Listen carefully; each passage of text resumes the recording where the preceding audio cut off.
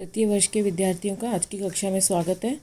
आज मैं आपको बेंथम के उपयोगिता सिद्धांत से क्या निष्कर्ष निकलता है, क्या उसने सिद्धांत दिया है, उसके बारे में आपको समझाऊंगी, जो कि बिंदुवार तरीके से इस प्रकार बता रही हूँ। पहला, सुख ही एकमात्र इच्छित वस्तु है।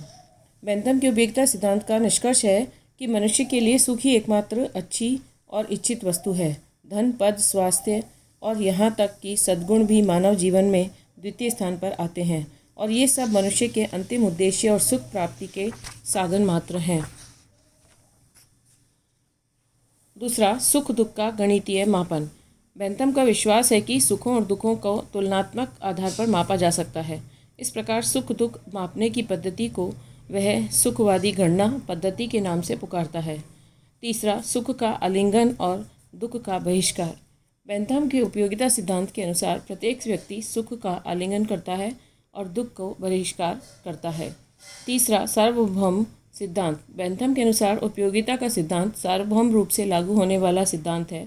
मानव के समस्त व्यापारों में यह लागू होता है, यहाँ तक कि तपस्वियों के संबंध में भी यह लागू होता है। तपस्वियों को जिस रूप में सुख की अनुभूति होती है वह सुख का ही विकृत रूप है, क्योंकि तपस्या भौतिक सुख भले ही न दे, तथापि उसका परिणाम भी तपस्वी के लिए सुख का ही द्योतक है, जो आत्मिक सुख है। पांचवा, राज्य का उद्देश्य अधिकतम व्यक्तियों का अधिकतम सुख। बेंथम की सबसे महत्वपूर्ण धारणा यह है कि वह राज्य को एक ऐसा समूह समझता है जिसे मनुष्य ने अपने सुख वृद्धि के लिए संगठित किया है। राज्य की आज्ञा का पालन हम इसलिए करते हैं क्योंकि ऐसा करना हमारे लिए लाभदायक एवं उपयोगी है। कोई भी सरकार तभी तक कायम रहती है और नागरिकों की निष्ठा की हकदार होती है जब तक कि वह समाज के सामान्य सुख का ध्यान रखती है। छठा, कानून का मूल्यांकन उपयोगिता। बेंथम के उपयोगिता सिद्धांत का सबसे अधिक प्रयोग कानून निर्माण में करना चाहा और उसका मत था कि विधायक के हाथ में अधिकतम लोगों का अधिकतम हित जैसा यंत्र पकड़ा देने से कानून की सही आत्मा का निर्माण किया जा सकता है।